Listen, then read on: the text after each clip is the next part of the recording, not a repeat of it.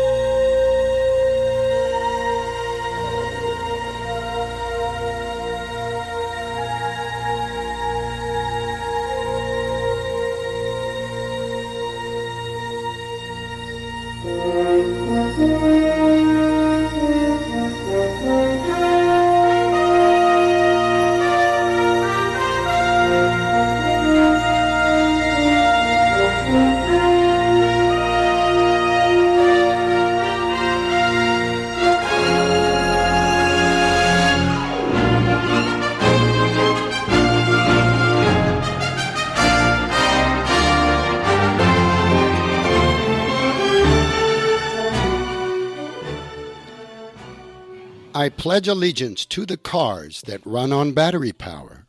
I'll do my best to help the rest and will strive not to glower. To gas stations I bid adieu. I never really liked them. We'll charge our car where'er we are, and forego meeting, Clem? I don't know, Zap. I can't quite get the ending right. What are you working on, Zip? Well, I heard that it's pledge week, so I thought I'd write a pledge to electric vehicles, but that last line is bugging me.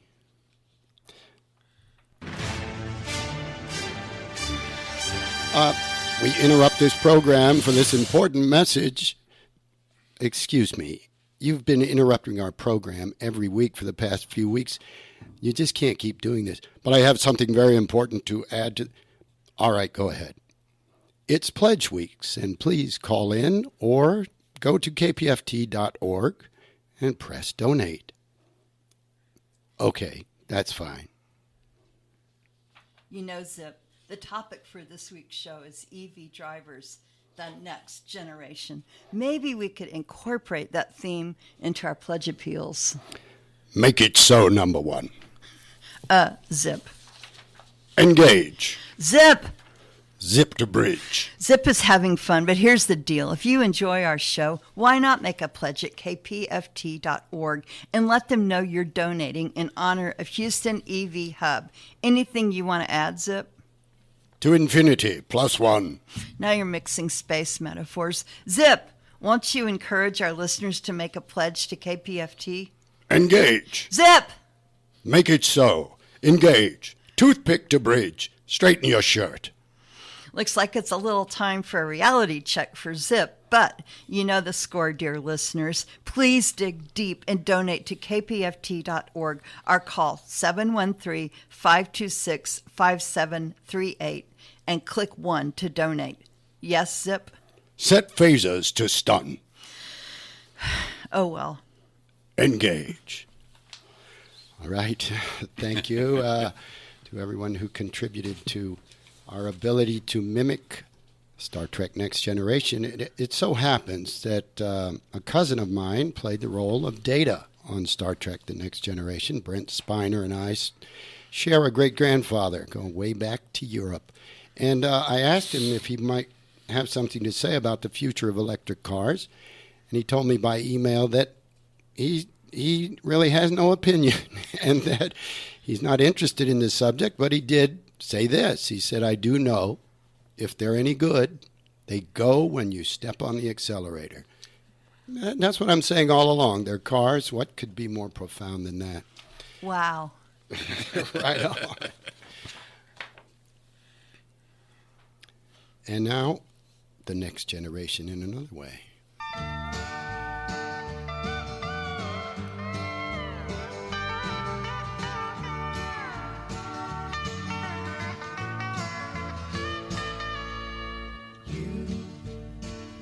Are on the road must have a code that you can live by, and so become yourself, because the past is just a goodbye. Teach your children well, their father's help. And welcome to two University of Houston students. Please introduce yourselves. Hi, my name's Igor Egin. I'm studying economics at U of H. And online, Maryam? Hi, my name's Maryam Sherwani. I'm studying civil engineering at the University of Houston. Well, you're here today because there's a great generation gap in the studio. Students at the U of H today are, what is your age, Igor? 28. 28. And Maryam? I'm 21. All right. So I've got 50 years on you, Maryam, and I've got somewhat less than that on Igor. And the others here with us, Colin and Suzy, are also long past college age. So we're interested in your feelings about the future of electric vehicles. I gave you some questions to consider. The first one being, how ubiquitous do you think electric vehicles will be 10 years from now? Igor? pretty widespread, I think. I think they'll be pretty widespread. Maybe around 50-ish. 50%, 10 years from now. So 2035. And Maryam? I mean, I think the numbers don't lie, definitely. If we look from the past year, how many EVs we had over 100,000, I believe, hundreds of thousands, I think it was. And if we look back in 2014 or 2015, the numbers were dwindling in comparison. And so we're definitely in for more growth in the EV space. It looks like you've been doing a little research, or maybe you have done this before, but that's what we're encouraging people to do, to learn more about this phenomenon. So with the increase in electric vehicles, not just cars, but trucks and boats, even airplanes. And PEVs. And personal electric vehicles, people use for recreation and some transportation. What effect on the environment do you think there will be when a majority of vehicles are electric? Maryam? The effect on the environment when the vehicle is actually driving isn't as, I would say, important as the effect of the EV battery generation, like critical mineral mining and processing, manufacturing. That, I believe, has more of an impact on the environment, which is something that I think consumers and developers really should be educated about and be transparent about, to ensure the EV supply chain and generation line stays as clean as it can be. But I think that once an EV vehicle gets to a certain point on the road, which comes very quick for personal vehicles, there's little to no environmental impact from the actual driving. In any case, driving electric improves that situation to the extent that you're not having independent energy generation in every vehicle per se, like with gas cars. And so even if you're receiving charging energy from power plants, it's more efficient to deliver it that way than it is for every individual car to be creating it. What about you, Igor? Yeah, to kind of second what Maryam said, whenever the cars are actually in the cities driving, the air is probably going to be cleaner. It's going to be great for us there, but with the extraction and production, we will have to really think, like, what are the impacted regions and how do we make sure that we take care of those places? Because it is a pretty dirty process. And there are human costs as well. In countries where these rare minerals are being mined, there are high costs to the humans and the environment there. We're thanking right now for pledging this morning Bethany, and I just lost it. I saw three names: Bethany. Oh, one. Okay, we're thanking Jimbo, and thank you very much. I've met you before at one of our meetings at Houston Electric Vehicle Association. As an aside, there was an announcement this week that GM is now switching their batteries to manganese, which is not a rare mineral. So the trend in all of these mining operations is less and less dependence on rare minerals and on China. So this is looked at as a big switch, and you'll continue to see improvements in this, which you can't say for gas. Gas will never improve. It is what it is. There will be improvements in the batteries and in the source of the energy. The renewable sources will be increasing every year. And the use of cobalt has been reduced. Is that correct? Yes, absolutely. Yeah, it's expensive, and they don't want to use it if they can get away with it. And they are. They're finding ways to not have to depend on those rare minerals. And thanks again to Jimbo for the pledge, who's planning to be at our next meeting, and we look forward to seeing you there. Yes, thank you. Another question. Do you think that people will eventually give up driving cars and give up owning cars? What do you think, Igor? I mean, I think it has to do with what do we see as ownership, right? Like if I could just summon an electric car to pick me up anywhere and I could easily rent it without friction, then that would be great. And I might not want to deal with, like insurance costs and some of the other costs of the car just standing while I'm not using it.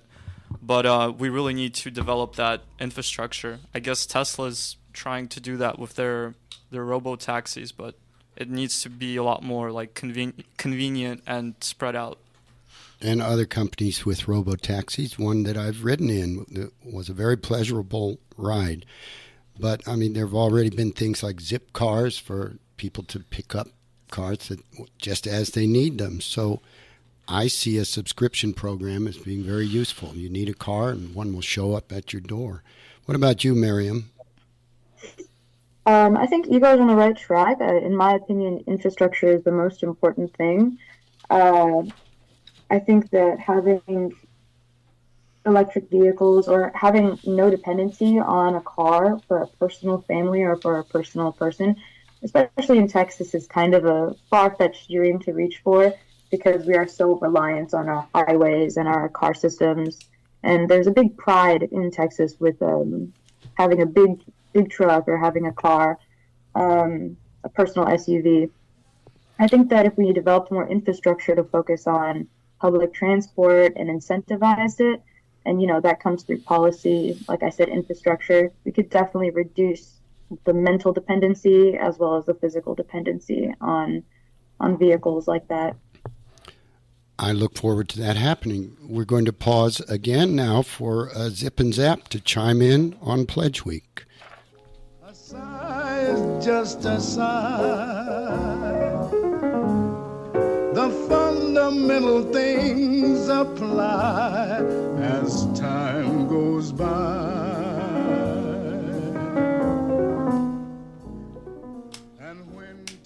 Now, Zip, you must help with the pledge drive, won't you? Just like the song says, you must remember this.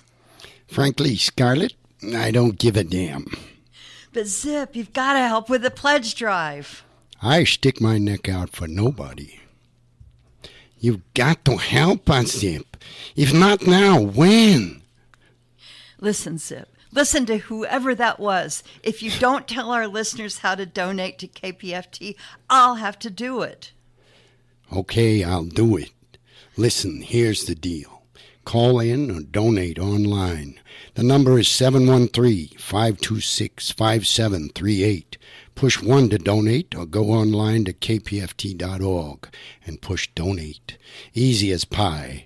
But remember, I stick my neck out for nobody. You got that? Zip might be a little hard to fathom sometimes, but he's right. If you like this program, let them know when you donate and help support all the other shows too. It doesn't take much. $10, $19, whatever you like. Okay, and thank you. But don't ask me to stick my neck out. Well, I hope everyone's gotten the message. There were some interesting characters from the past there. Thank you, Suzy. You are now Suzy. Thank you, Suzy. Okay, David.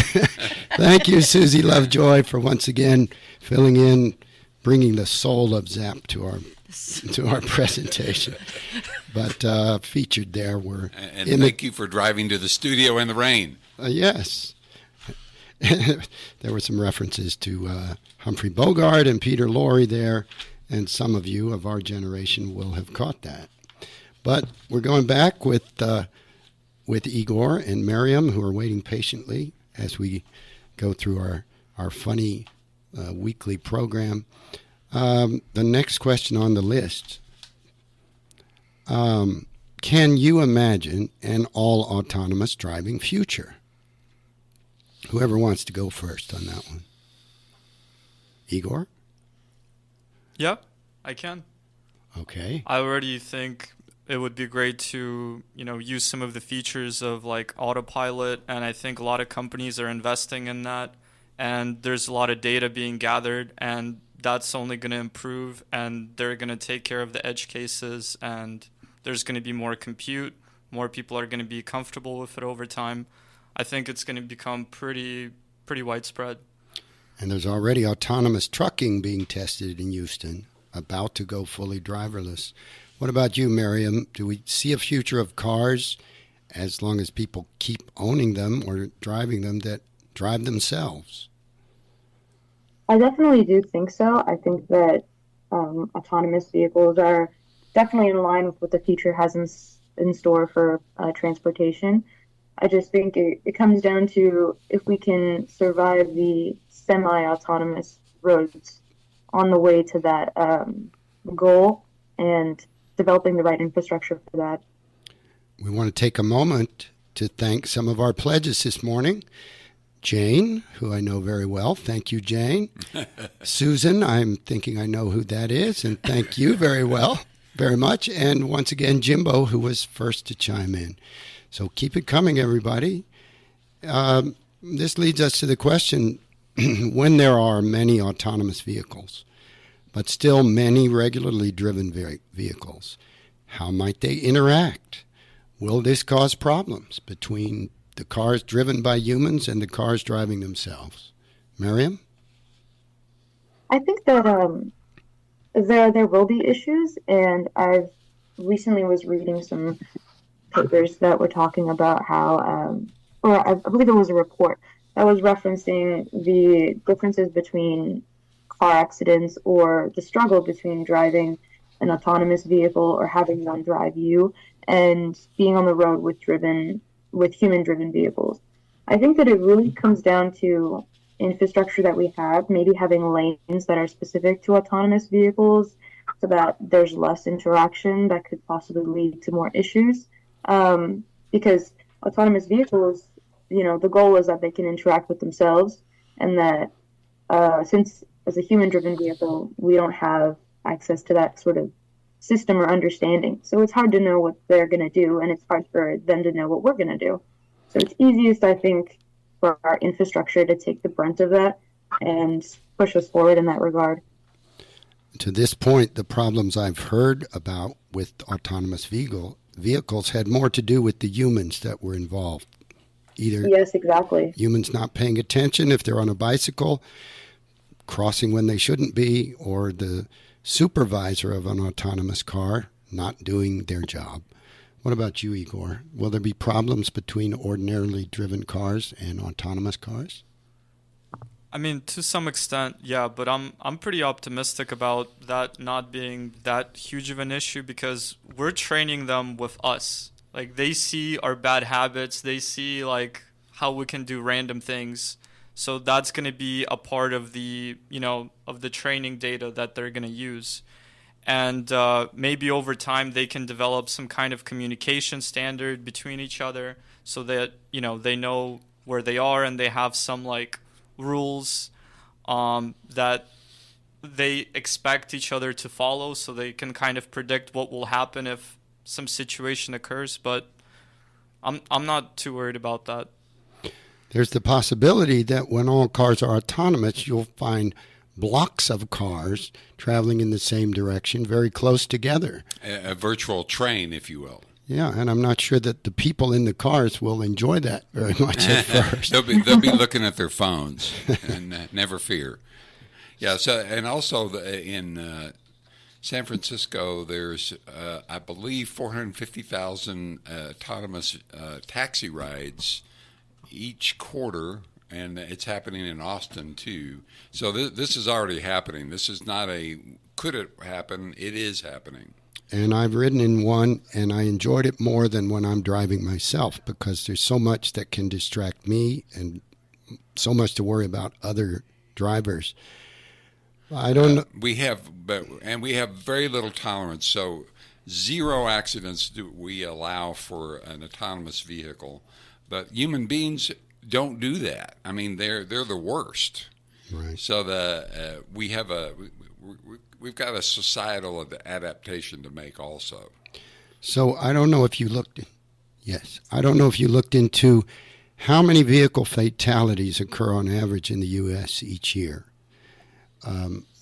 I'm wondering if this number, which averages 30,000 deaths a year, will this improve significantly when autonomous vehicles predominate? I would say there's some improvement already in the automatic braking.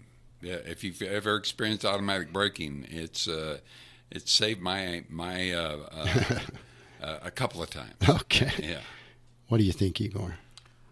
I think the overall number will go down, but there might be some like freak accidents that are just going to make the headlines and scare people. Yes. And they're going to think, okay, I'm never going to trust this because like what if this weird situation happens and the car is in control? So it might be difficult in that aspect. And your last response, Maryam? Yeah, I think that's a great point. The lack of control is definitely a big thing socially and mentally for people. But I think that going from level 0 automation to level 5 and having roads that are designed to sustain that and keep up with that, it would definitely be more efficient. And I think that the numbers don't lie, that we already see a decrease in the amount of vehicle or autonomous accidents on the roads. Well, thank you very much, Maryam, and thank you, Igor. Thank you. You are the next generation, and there's always another one coming. So when you're our age, there will have been another couple or a few generations, and you're going to see a future that some of us probably won't see. But I want to thank Suzy Lovejoy again in the role of Zap, Colin Lowen as our producer. Here's a salute to Rico and Sarah in the control room. Yes, thank you. Thank you all. Thank you. See you, and drive safely because you'll save lives. Thanks again to Jane, Susan, and Jimbo for pledging. You gotta follow the right line, but there's a line on the ground most places, and we're gonna follow that line to whatever we might find, though it might not be just what we were expecting. There's just no point directing that line on the ground. If you let it, it just might take you anywhere.